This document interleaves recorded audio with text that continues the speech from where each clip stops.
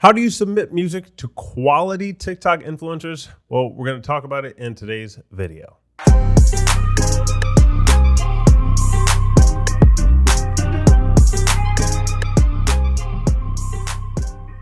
What's up, guys? This is Omari with No Nonsense Music Marketing, the #1 place for music business and industry advice online. If you're not subscribed already, are you even a serious musician? Because we go over actionable content in every video on this channel. So if you're a serious musician, you need to be subscribed. And today's video, we're talking about a popular subject, submitting music to quality TikTok influencers. We're going to give you some proven methods, some free, some paid. Even if you try to do some of the free methods, they may still hit you with the Heisman and say that, hey, I have a price sheet, because they get tons of different DMs and offers from companies, and they only have so much room on their feed anyway to be posting videos and content. And if they just posted every single thing that people ask them to post, well, it would just get diluted on the platform. But the first one we're going to talk about is a free method. You can do something called a remix or a stitch, whatever you want to call it, collaboration.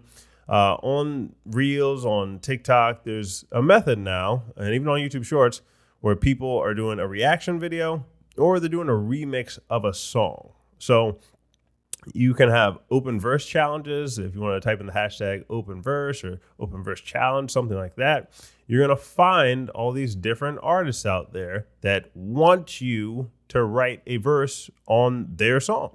So back in the day, it used to be that you had to go through their agent to get on a remix and all this other stuff. And then, as the internet progressed, people started to take some of the instrumentals and they'd kind of recreate the instrumental and then they throw it up on SoundCloud or something like that. But today you have the artists that just throw it out there. These big time artists, mid-stage artists, small artists, they throw their song out there and they say, hey, people, artists, musicians, go remix this, and I want to see what you make of this song, because one, that helps them, like it has a bunch of extra reach for their song, and then two, it's kind of cool to hear people that are creative and up and coming artists.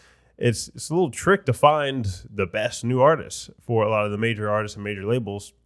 They just find great new artists that add an open verse challenge to one of their songs.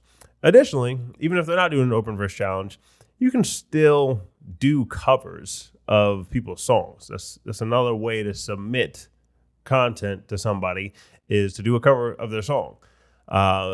Oftentimes, people are self-interested. That's just how human beings are. So if you do a cover of somebody else's song, then they are much more likely to check you out versus just saying, hey, I made this song, or made an original song.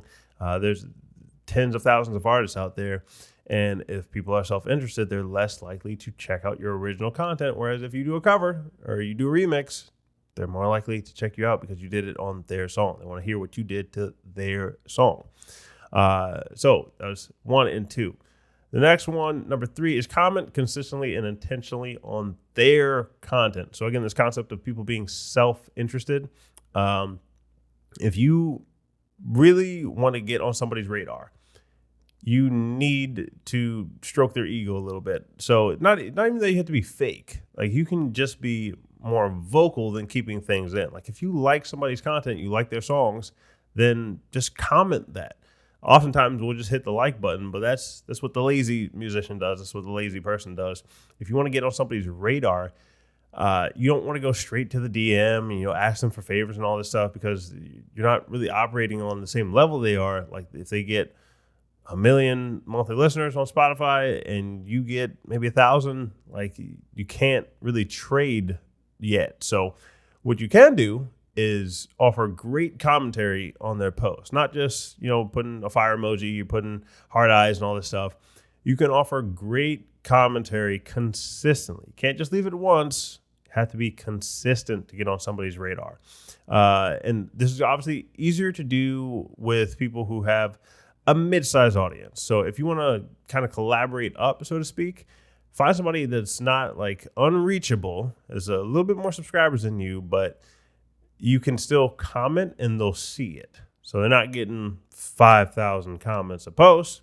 Maybe they're getting 50 comments a post. That way You can still show up at the top of their comments by leaving quality content. And then you can also subscribe and hit the notification bell on YouTube for the video so that as soon as it comes out, you're one of the first people to comment as well. That's how you get on somebody's radar. So leave quality and consistent comments on their content. Next one is create your own viral TikToks, Reels, Shorts first. So we have other videos which we'll link to in this one. If you're watching this on YouTube, we'll link in the top right, and also try to link in the comment section. But there's no exact way to go viral, right? Otherwise, everybody would do it. However, there are things you can do to help yourself go viral or have your content reach further. So you can try out those strategies, and that way you have a bit more following that you can. Maybe if you have that 10,000 followers and somebody has the 50,000 or 40,000, whatever, then the more consistent viral-like content, we'll call it, that you make, you obviously grow faster too. So you'll eventually start catching up to other people, and then you can have similar followers. Let's say you have 30,000, they have 40,000. That's similar enough where you can try to DM them or reach out via email and it's, hey, we have similar audience size. Let's try to work something out. We make similar music. I like your music. I don't know if you've heard mine, but we can really benefit from each other's audience. They're much more likely to respond back to you after that. Next one we got on the list is you can DM and you might get a reply. This goes with the last one. So after you do all that stuff is when you can DM and email somebody, and that way you're far more likely to get a reply. You can do both, honestly. I wouldn't say be annoying with it.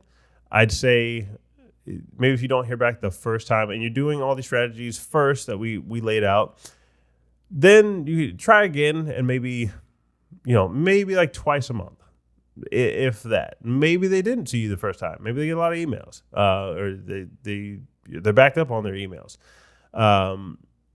Try again later on in the month. Maybe let a couple weeks go by. Maybe try a third time. And then after that, just kind of let it go.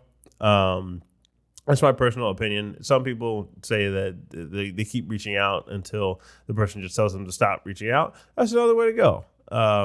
To me, if I'm going to work with somebody, I need them to recognize my worth as well. So that's why I don't do it until they just tell me to stop. But some people are very persistent, and they have gotten 10 no's and then 1 yes.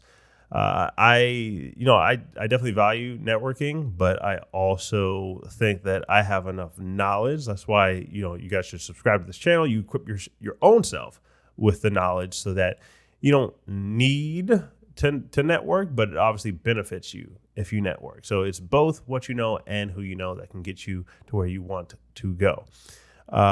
But lastly, you can always use a paid service to reach out to TikTokers at first. So you want to always have some free methods and some paid methods, some organic traffic methods and some paid traffic methods, because you get to control the traffic whenever you're paying for it. So you at least know that you're going to get a certain level of impressions when you're doing a paid service, whether that's just going directly with TikTok ads, Instagram ads, any of these ads.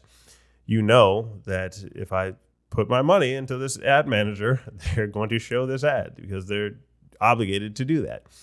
Additionally, you have services such as ourselves that do TikTok influencer promotion, also do Instagram ads management, Spotify promotion, YouTube promotion, and promoted for 20,000 artists at this point, and tens of thousands of campaigns. So obviously we're well versed in that, and we get your music into the hands of influencers. So you have those different options. You want to do a mixture of both of those. So you want to have your organic options where you're trying to get the traffic. Where you don't have to pay as much, and also you want to know that if I pay this amount of money, I'll at least reach this amount of followers, or reach this amount of people or impressions. If you're paying the ads manager inside Instagram ads or YouTube ads, that's how they all work. They're impression based for the most part. They change the amount they charge per impression whether you're trying to get a conversion or just a view or a traffic click. But by and large, you're paying there's going to be a CPM, a cost per 1,000 impressions whenever you're serving ads. So you want to know how to do all of those so you can be a well-rounded musician. And another way you can do that is if you are subscribed to this channel. So if you're not subscribed already, click the subscribe button, hit the notification bell so you get updates.